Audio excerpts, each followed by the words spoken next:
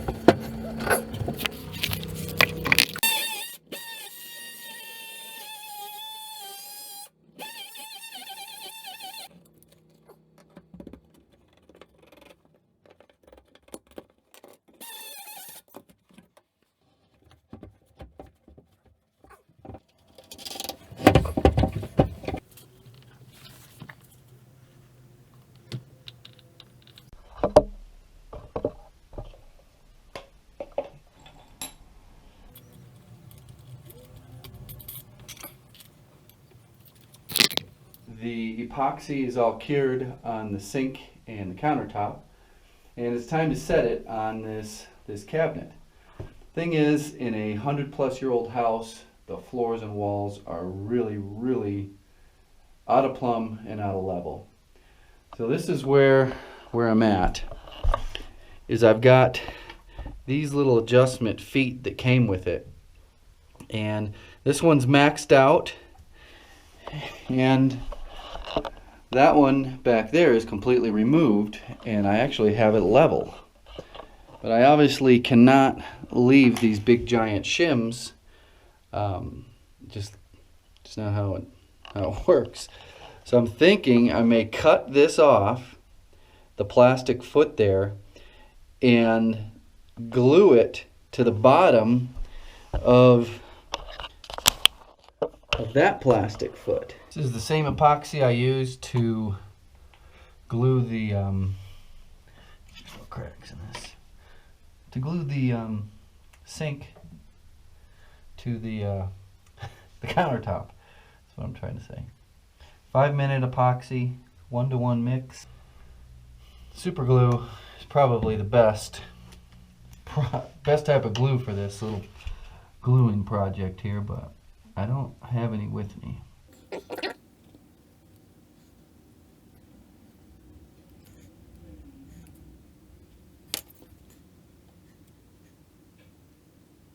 Giving these wing nuts just an extra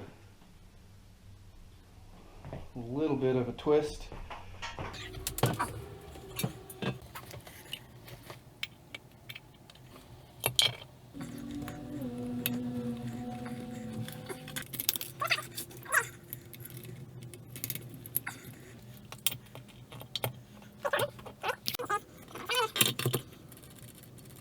Hopefully you can get a good view here.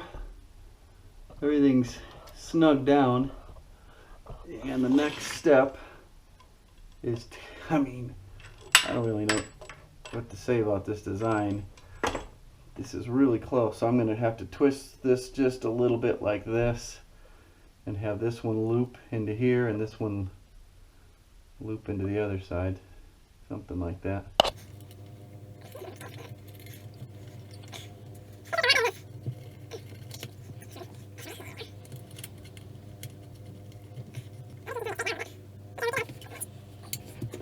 Okay, back into the bathroom, and my little extra thick foot has dried up or cured, as you say when you're talking about epoxy.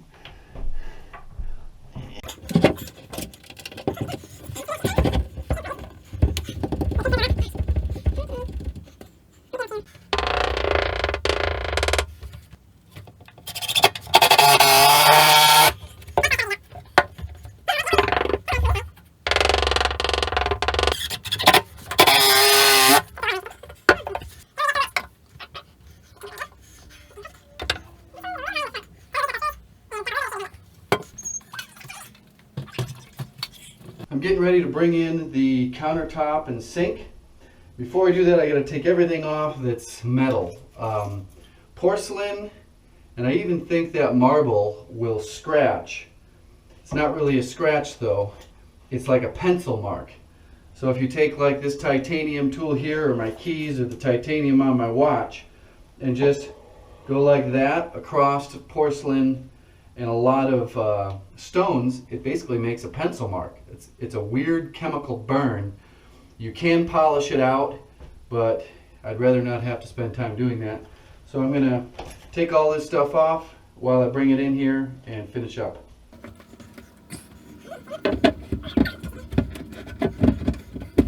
That looks pretty nice. That looks real nice. Important thing, there's several ways to do this. One way is you put a 2x4 across here. When the drain isn't in there, you take apart a clamp and you stick one part up through the hole and you clamp it down. It's kind of hard to describe without seeing it in video. But that is it. This little, it's weird, this whole nice kit, and there's this cheap little plastic little Mercedes-Benz discussion on the drain hole. But oh well. Now we are under the cabinet, and I'm on to my last hurdle before this gets real easy. I've got to connect the drain. We have 1.25 inches, which is standard bathroom plumbing, but we have 1.5 inches. So I'll get to how I convert that. It's pretty simple. It's not like takes anything special. Now this here came with it. This is all part of the Faucet Kit. It's got its little plastic gasket in there, and this goes like that. We'll hook up the little stopper here later.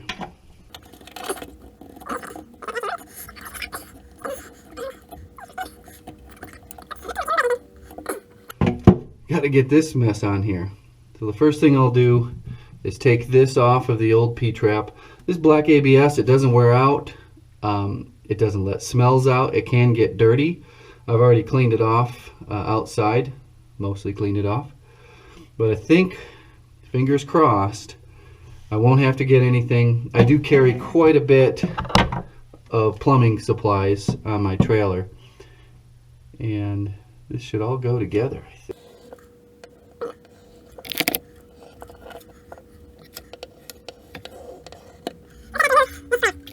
Plug your ears. Moving right along. Woo-wee. Stinky. This fits right up in there. It's gonna be, oh yeah, oh yeah. We'll snug this down a little bit.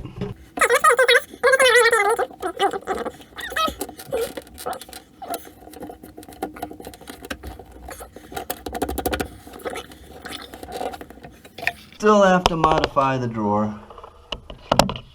Here we got the drawer on the drawer slides, and that's as far as it goes. And I will mark it out. I don't know if you guys can see that.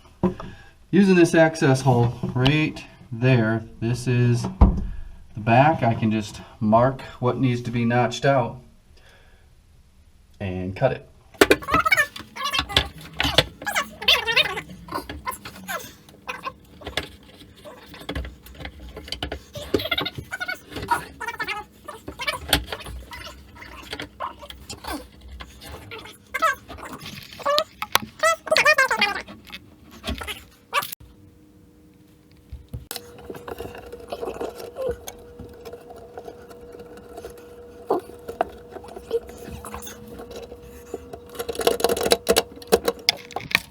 As I'm running this thing, I'm getting some weird low flowage to no flowage out of this.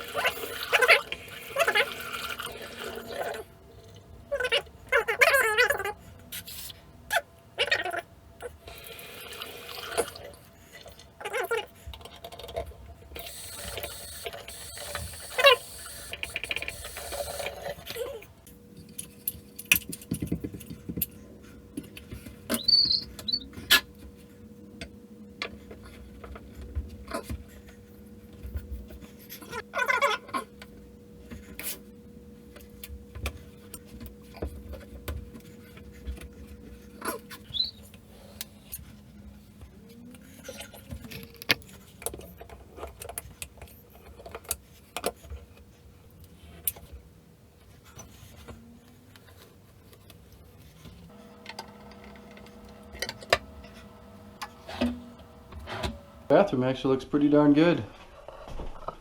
Kind of like the wood around the frame there. I think next is the light fixture. They're not having me do that yet. They don't have one picked out. They may reuse that one and just slide it over. Who's in my seat?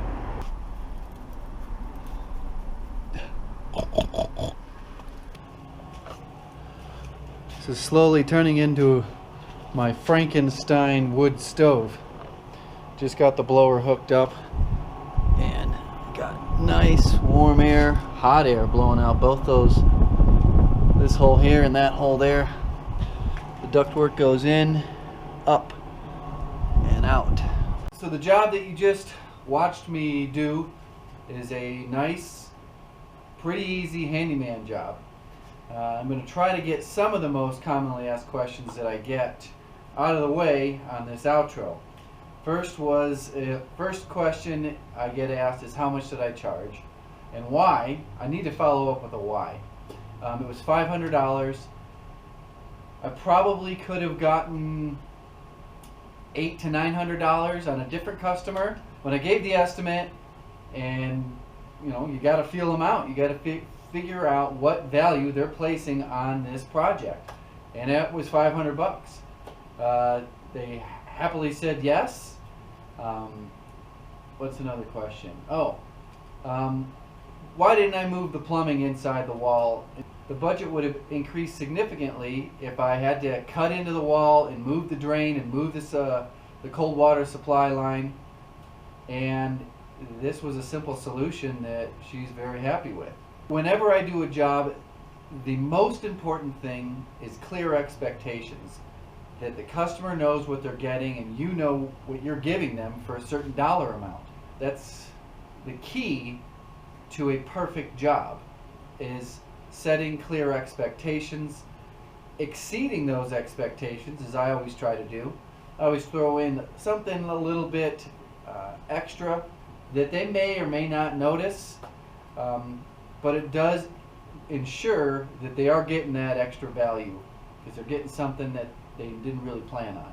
If there's any questions, leave them in the comment section below and give this video a thumbs up.